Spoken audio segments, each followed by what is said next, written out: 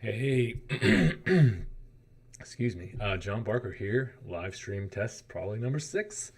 Um, Today I wanted to do a tutorial on sam.gov and all its functionality. So what we got here is the landing page once you log in. And if you have a login with this, you'll notice that you have to do the MFA, which I've already done. So if I didn't, it would say sign in here. So we got like our workspace. This is if you are registered to a specific entity. You have some notifications of specific opportunities that you can flag yourself as following or an interested party. So here's the domains here. Contract opportunities. Those are for federal government contracts. Assistance listings. These are for grant opportunities.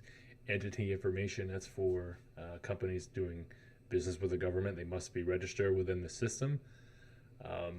Federal hierarchy, that's where you can get some insights between the differences between departments, agencies, sub-agencies, and offices.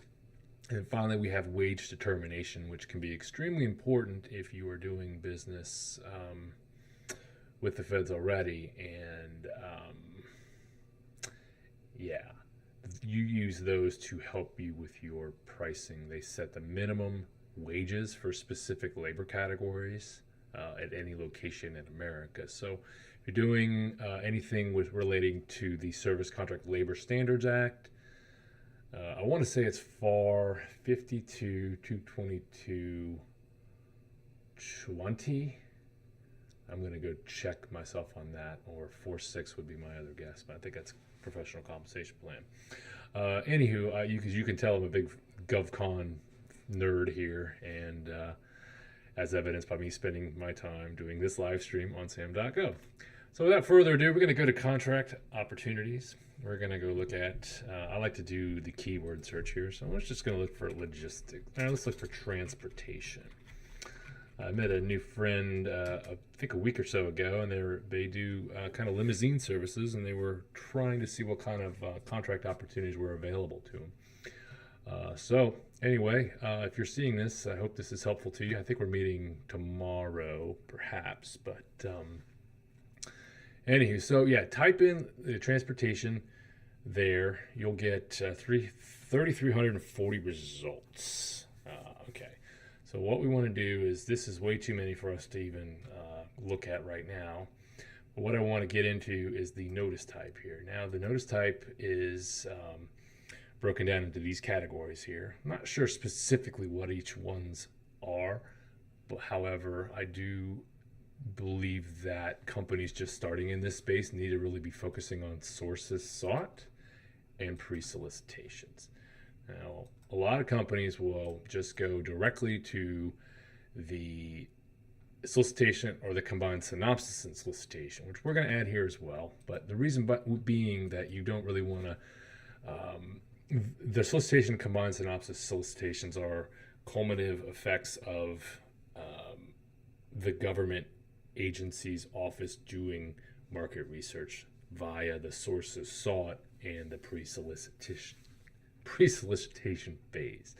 Apparently I can't talk very well today. So we broke it down into those things. Didn't really narrow our search here very much, did it? So you can also organize it by specific agency you're trying to do business with, or organization, I guess. The dates, which don't really mess with too often. And if you here's another way the government categorizes things, like in the industry via a NAICS code, which stands for North American Industry Classification System. And then that's kind of a little bit more broad. And then more specifically, there's a product and service code, a PSC code, which gets into whether it's a product, and then the type of product, or a type of service. So we'll get into those details at this point, but you can further break it down by that. And each one of these codes are ubiquitous, by the way, meaning that they're on every single solicitation and every single government contract award. I've noticed that the PSC codes are a little hard to find a lot of times in a federal government actual award. In Section B is where I've mostly seen it at. If you have an actual award document, A lot of times it's not in there. When it is, it's normally in section B. Actually, I was helping a client a couple months ago get a handle of all of those categories, and went into each of their contracts to look for those things. And I ended up having to go to USA Spending to get the right PSC code.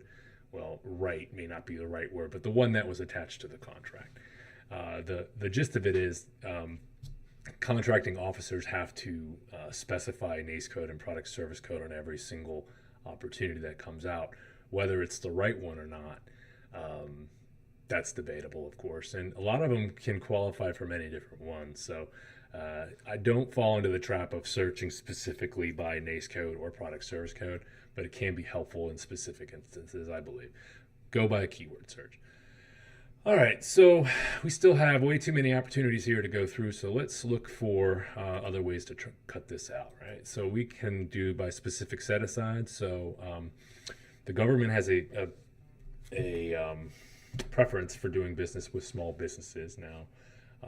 One of the things that must happen is those small businesses must be responsible.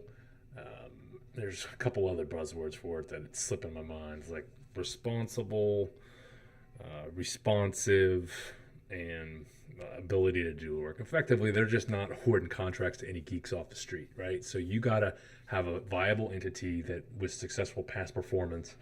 A lot of clients and prospects I talk to are, how do you get past performance without having past performance for your company? And I always advise them, like, hey, the founder or the team, the executive team has a collective experience and some sort of skill that relates to the opportunity that they're going after. So using someone's resume for demonstrable past performance until you get to that point is something that can be helpful. Horse riding instructing, and horse exercises, so that's interesting, coming up under transportation, but it's really not, because horses provide transportation. They were doing it for centuries, millennia, before the advent of an automobile, which was late 1800s or so. So anywho, let's go into place performance. So I'm going to look for specifically contract opportunities within the state of North Carolina. Now, if I just type in NC here, I don't think it does. Okay. But I have to select it via the drop down. Otherwise, it won't work properly. Okay, so I have about 46 results here. Since I mentioned earlier, this is kind of the second time I've done this live stream with this as the topic. So I wanted to look at this opportunity here. A lot of times a GSA will lease space on behalf of another government agency, and they will specify, where and the type of building that they're looking for. Again, here's those product and service codes. So this is X1AA, which is lease and rental of office buildings, and the NACE code. So again, those can be helpful in certain use cases, but you don't want to really rely on one singular factor. I like using multiple layers of that, if you will, of doing searches, so I don't miss anything. So right where we're looking at here is something, the GSA is looking for 38,000 square feet within Wilmington. Now, where in Wilmington? So it gives us this area right here. It's going to need 79 parking spaces, a 15-year lease. So that's pretty long term for. I'm not sure. Commercial leasing isn't my specialty, but 15-year lease seems like to be a pretty stable opportunity for the right company that has the right connections with property owners or brokers. So, we're looking at. I'm not going to get into all this detail here, but if you're interested in this, you can read it.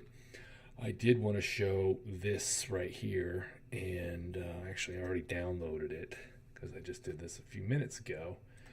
And we are looking for a 38,000 square foot property for the GSA within this vicinity. So if anybody in Wilmington knows somebody, our commercial real estate folks, I'm going to send it to the one that I do know. And you just never know. So looking for opportunities, you got to go to sam.gov to look for it. A lot of companies will use third-party softwares to help them with their searches in here. And that's totally fine. but it's all, should be free. Now you get what you pay for, right? So someone like me who spent decades in this system, I know how to do all those things at a very rapid pace, but to each their own, right? So you can see there's a very diverse set of transportation things here. So I don't know how this relates to transportation, frankly, now that I'm thinking about it. So we got some other things, we got some stuff on the west side of the state, and probably the Pisgah National Forest, got some jackets and pants, pharmacy processing center. So you got a whole multitude of things that are coming up under transportation. And if you are interested, you can hit the save search button here. And then once you save it, there's another way where you can get a notification, and it'll send updates to your email. You can do it by, give me the whole thing, or give me just the updates of the ones I haven't seen yet. So there's a couple different ways you can leverage sam.gov to help you with your business development process. So anybody watching out there, appreciate your time and attention. And if you have any questions, feel free to holler at me, John at PTW Solutions. Y'all have a great day. Peace.